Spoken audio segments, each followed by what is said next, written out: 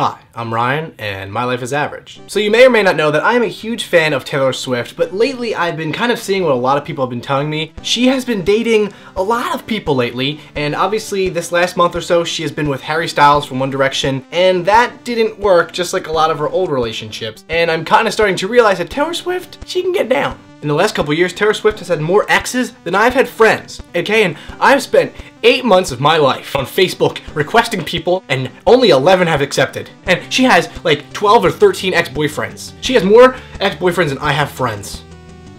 I can barely make a top 8 on my MySpace. Now don't get me wrong, Taylor Swift is a very elegant girl, she dresses well, she presents herself well, but this whole ex-boyfriend thing is starting to take a toll on me. I feel like Taylor Swift could star in the new Mean Girls and just make a burn book out of all the boyfriends she's had in the past, because it would be like the holy bible of burn books. I'd like to take a quick second or minute or hour to say the names of the ex-boyfriends that Taylor Swift has had and has left, and let's take a moment of silence for Sam Armstrong, Corey Monteith, Drew Hardwick, Joe Jonas, Taylor Lautner, Jake Gyllenhaal, Connor Kennedy, Bill Cosby, Riley Howe, Bugs Bunny, Lucas Till, Flo Rida, Adam Levine, Cord Overstreet, the boy who played Coconut Head on Ned's Declassified, and of course, her latest victim, Harry Styles.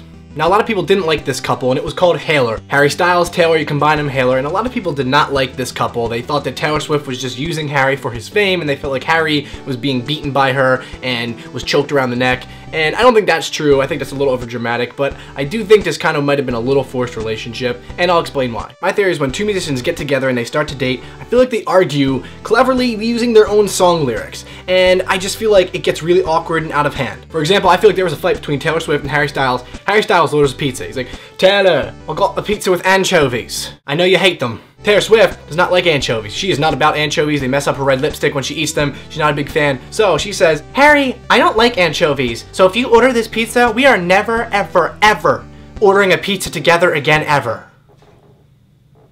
Like, ever. Then I feel like Harry Styles would come back and he'd be like, "You know, we always fight so much. We fight about what color my socks are, or, you know, that I pinch my nipples too much. And we fight about all these little things. Yeah, it's you. Yes, it's you. It's you.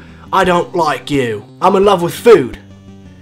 And not all your little things." And then Taylor would be like, "You play with your hair too much. You're always touching your hair. You're always doing this. You're always swooping your hair. You're always wearing these beanies. And I'm over it, Harry. I'm over this whole thing because, okay, your hair is ridiculous." Then Harry would be like, "Oh, really? You don't like my hair? That's what makes me beautiful, okay? This is what makes me beautiful. You know what? You know what makes you beautiful? When you shut up. Shut the hell up. That's what makes you beautiful. Back off and put more teardrops on your guitar."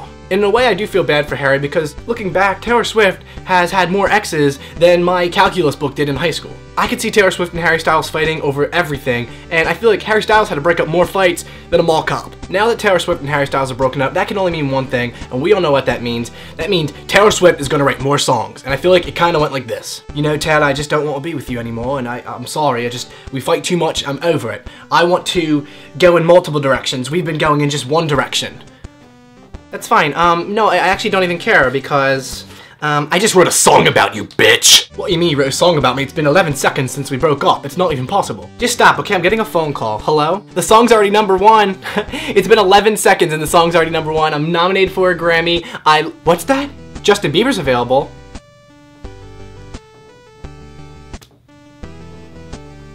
All jokes aside, guys, I think the moral of the story is let the celebrities live their own lives. It's not fair. No one comes up to us and tells us how to live our relationships or tells us that we hate our ex-boyfriends or we hate the person we're with. So I think we just need to let them be.